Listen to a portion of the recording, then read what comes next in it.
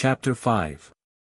Boris had not succeeded in making a wealthy match in Petersburg, so with the same object in view he came to Moscow.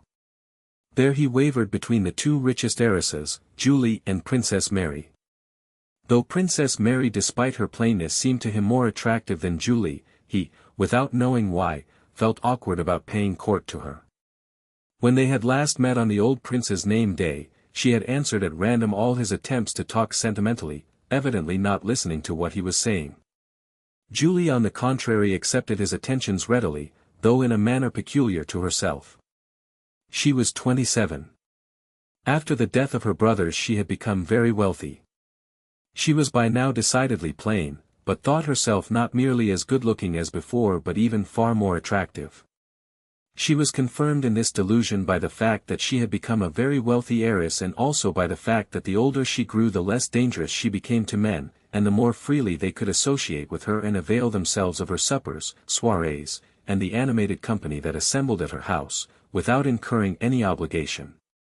A man who would have been afraid 10 years before of going every day to the house when there was a girl of 17 there, for fear of compromising her and committing himself, would now go boldly every day and treat her not as a marriageable girl but as a sexless acquaintance. That winter the Karagins' house was the most agreeable and hospitable in Moscow. In addition to the formal evening and dinner parties, a large company, chiefly of men, gathered there every day, supping at midnight and staying till 3 in the morning. Julie never missed a ball, a promenade, or a play. Her dresses were always of the latest fashion. But in spite of that she seemed to be disillusioned about everything and told everyone that she did not believe either in friendship or in love, or any of the joys of life, and expected peace only yonder. She adopted the tone of one who has suffered a great disappointment, like a girl who has either lost the man she loved or been cruelly deceived by him. Though nothing of the kind had happened to her she was regarded in that light, and had even herself come to believe that she had suffered much in life. This melancholy, which did not prevent her amusing herself, did not hinder the young people who came to her house from passing the time pleasantly. Every visitor who came to the house paid his tribute to the melancholy mood of the hostess, and then amused himself with society gossip, dancing, intellectual games, and bouts rhymes, which were in vogue at the Karagins'. Only a few of these young men, among them Boris, entered more deeply into Julie's melancholy, and with these she had prolonged conversations in private on the vanity of all worldly things, and to them she showed her albums filled with mournful sketches, maxims, and verses. To Boris, Julie was particularly gracious. She regretted his early disillusionment with life, offered him such consolation of friendship as she who had herself suffered so much could render, and showed him her album.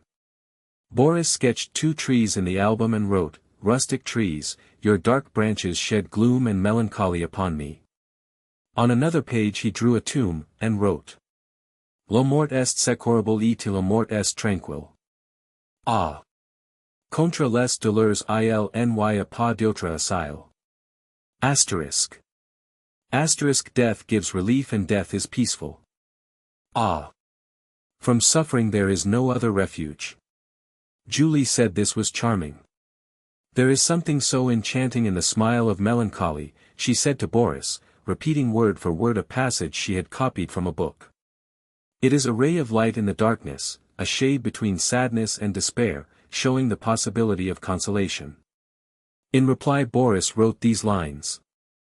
Aliment de poison d'une âme trop sensible, toi, sans que le bonheur me serait impossible, tendre mélancolie, ah, viens me consoler, viens calmer les tourments de ma sombre retraite, et mêler en douceur secrète ces pleurs que j'ai sans colère. Asterisk.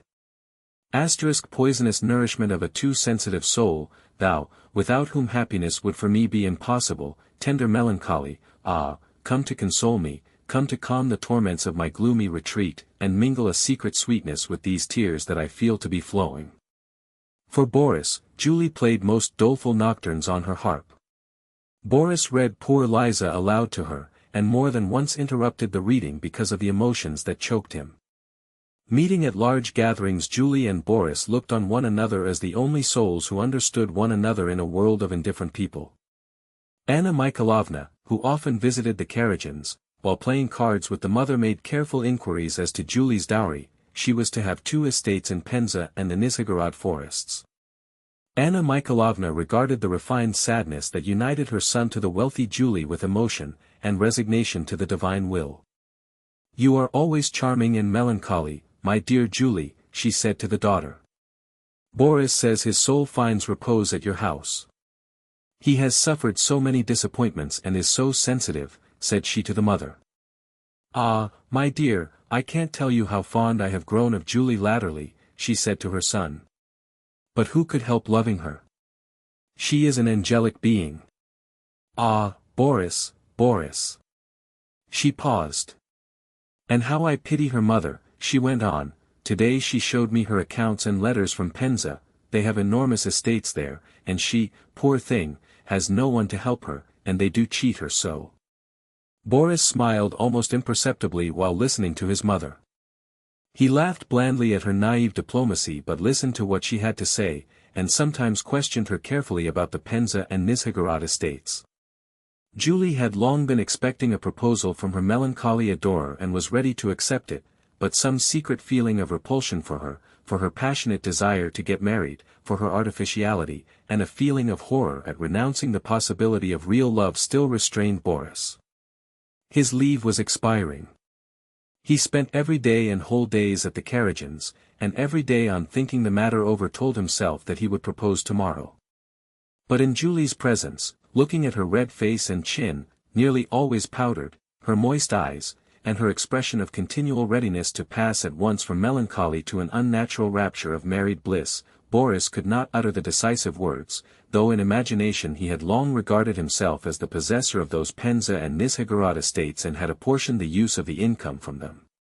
Julie saw Boris' indecision, and sometimes the thought occurred to her that she was repulsive to him, but her feminine self-deception immediately supplied her with consolation, and she told herself that he was only shy from love. Her melancholy, however, began to turn to irritability, and not long before Boris' departure she formed a definite plan of action.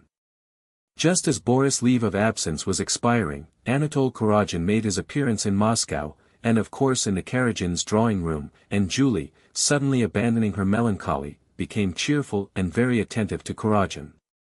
"My dear," said Anna Mikhailovna to her son, "I know from a reliable source that Prince Vasily has sent his son to Moscow to get him married to Julie. I am so fond of Julie that I should be sorry for her. What do you think of it, my dear?" The idea of being made a fool of and of having thrown away that whole month of arduous melancholy service to Julie, and of seeing all the revenue from the Penza estates which he had already mentally apportioned and put to proper use fall into the hands of another, and especially into the hands of that idiot Anatole, pained Boris. He drove to the Karagins with the firm intention of proposing. Julie met him in a gay, careless manner, spoke casually of how she had enjoyed yesterday's ball, and asked when he was leaving. Though Boris had come intentionally to speak of his love and therefore meant to be tender, he began speaking irritably of feminine inconstancy, of how easily women can turn from sadness to joy, and how their moods depend solely on who happens to be paying court to them. Julie was offended and replied that it was true that a woman needs variety, and the same thing over and over again would weary anyone. "Then I should advise you," Boris began, wishing to sting her, but at that instant the galling thought occurred to him that he might have to leave Moscow without having accomplished his aim, and have vainly wasted his efforts, which was a thing he never allowed to happen. He checked himself in the middle of the sentence, lowered his eyes to avoid seeing her unpleasantly irritated and irresolute face, and said, "I did not come here at all to quarrel with you. On the contrary." He glanced at her to make sure that he might go on. Her irritability had suddenly quite vanished, and her anxious, imploring eyes were fixed on him with greedy expectation. "I can always arrange so as not to see her often," thought Boris. "The affair has been begun and must be finished." He blushed hotly, raised his eyes to hers, and said, "You know my feelings for you." There was no need to say more. Julie's face shone with triumph and self-satisfaction, but she forced Boris to say all that is said on such occasions, that he loved her and had never loved any other woman more than her. She knew that for the Penza estates and Nizhegorod forests she could demand this, and she received what she demanded. The affianced couple, no longer alluding to trees that shed gloom and melancholy upon them, planned the arrangements of a splendid house in Petersburg, paid calls, and prepared everything for a brilliant wedding. Chapter 6. At the end of January old Count Rostov went to Moscow with Natasha and Sonia. The countess was still unwell and unable to travel, but it was impossible to wait for her recovery.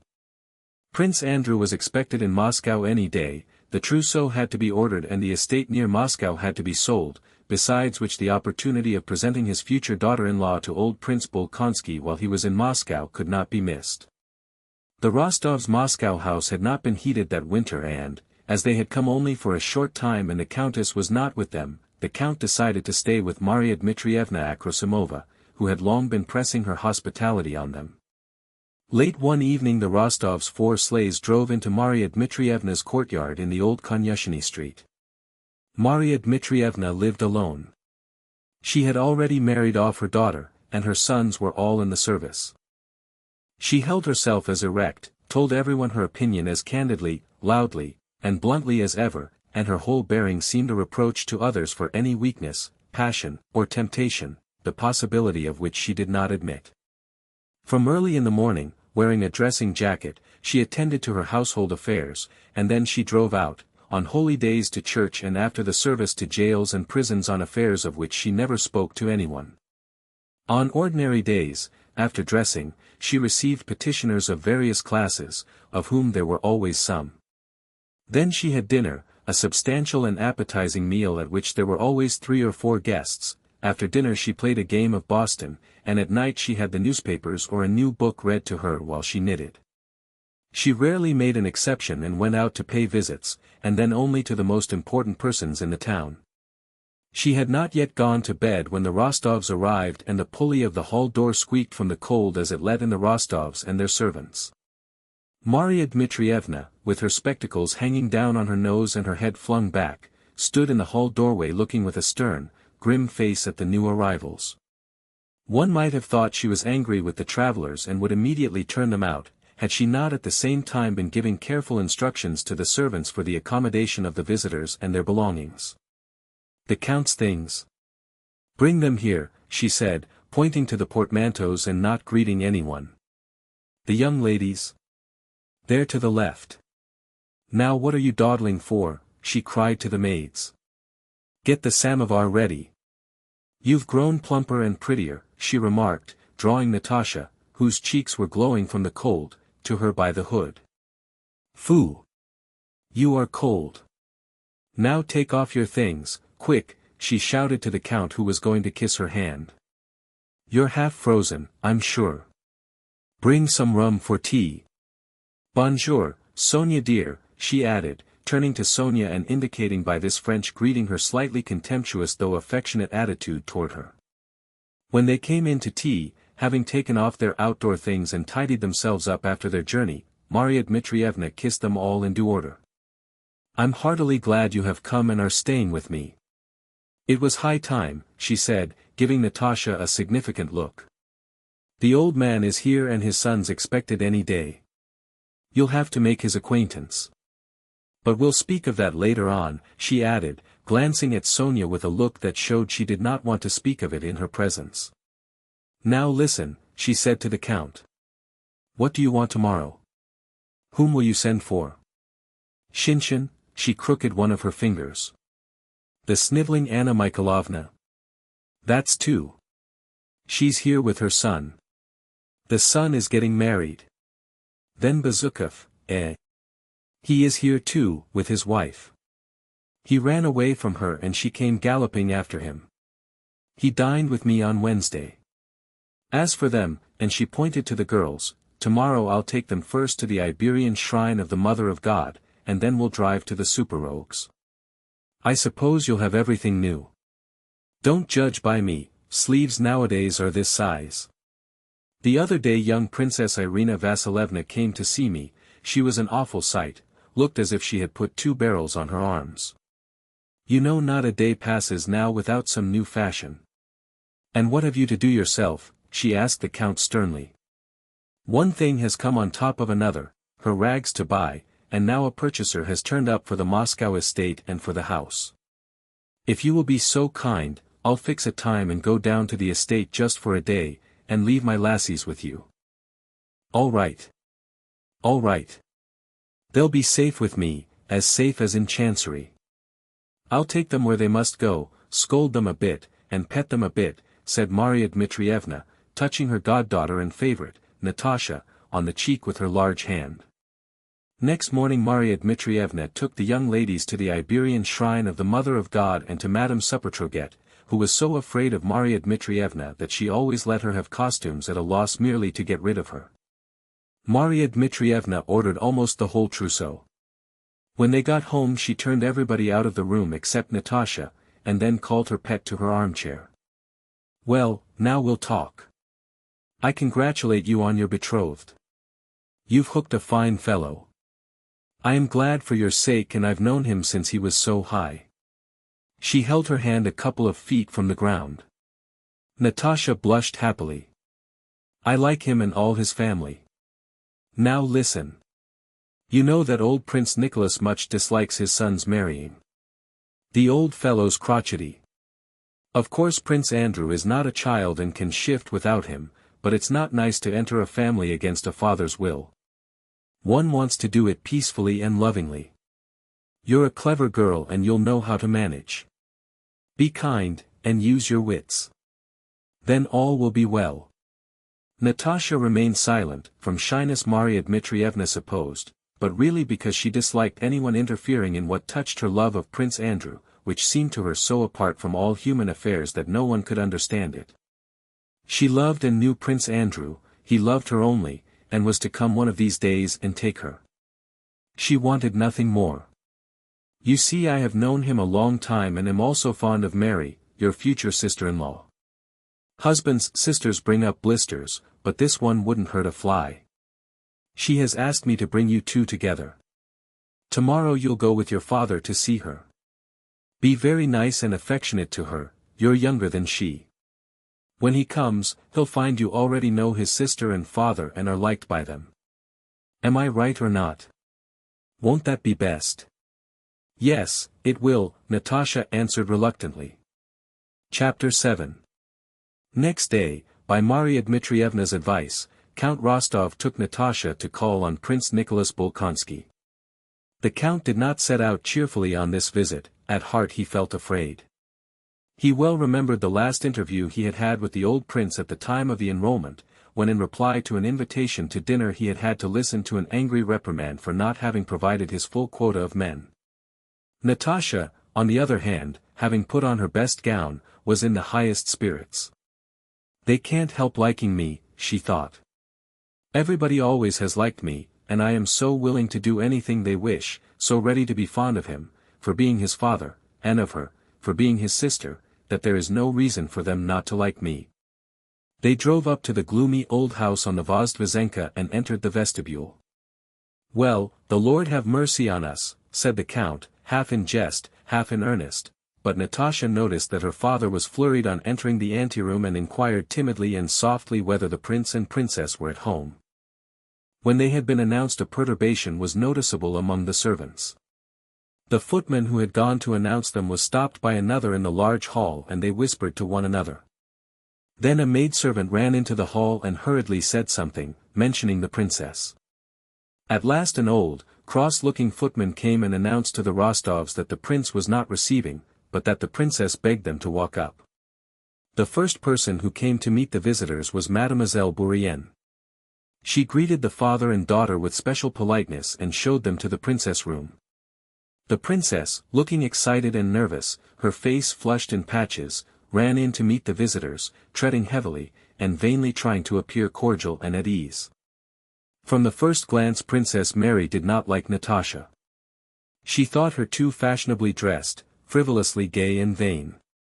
She did not at all realize that before having seen her future sister-in-law she was prejudiced against her by involuntary envy of her beauty, youth, and happiness, as well as by jealousy of her brother's love for her. Apart from this insuperable antipathy to her, Princess Mary was agitated just then because on the Rostovs being announced, the old prince had shouted that he did not wish to see them, that Princess Mary might do so if she chose, but they were not to be admitted to him.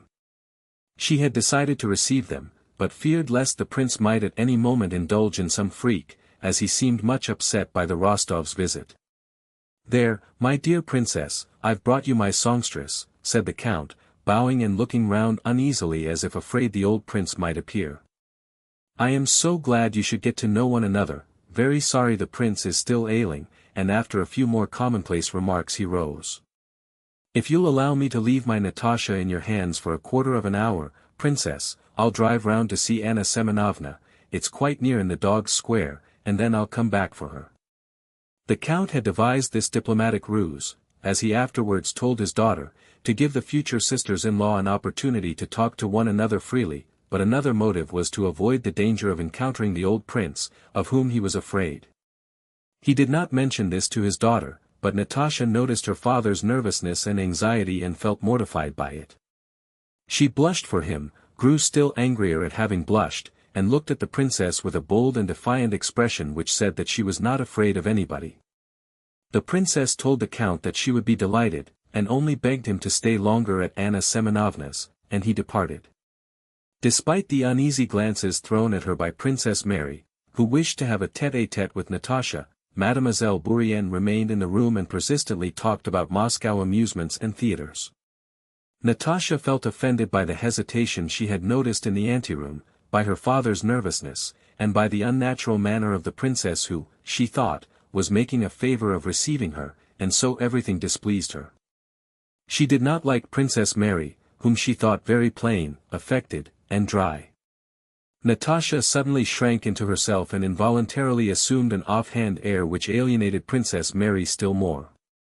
After 5 minutes of irksome, constrained conversation, they heard the sound of slippered feet rapidly approaching. Princess Mary looked frightened. The door opened and the old prince, in a dressing gown and a white nightcap, came in. "Ah, madam," he began. "Madam, Countess. Countess Rostova, if I am not mistaken. I beg you to excuse me, I did not know, madam. God is my witness, I did not know you had honored us with a visit, and I came in such a costume only to see my daughter. I beg you to excuse me. God is my witness, I didn't know," he repeated, stressing the word God so unnaturally and so unpleasantly that Princess Mary stood with downcast eyes, not daring to look either at her father or at Natasha. Nor did the latter, having risen and curtsied, know what to do. Mademoiselle Bourienne alone smiled agreeably. "I beg you to excuse me. God is my witness, I did not know," muttered the old man, and after looking Natasha over from head to foot he went out. Mademoiselle Bourienne was the first to recover herself after this apparition and began speaking about the prince's indisposition. Natasha and Princess Mary looked at one another in silence, and the longer they did so without saying what they wanted to say, the greater grew their antipathy to one another. When the count returned, Natasha was impolitely pleased and hastened to get away. At that moment she hated the stiff, elderly princess, who could place her in such an embarrassing position and had spent half an hour with her without once mentioning Prince Andrew. "I couldn't begin talking about him in the presence of that Frenchwoman," thought Natasha. The same thought was meanwhile tormenting Princess Mary.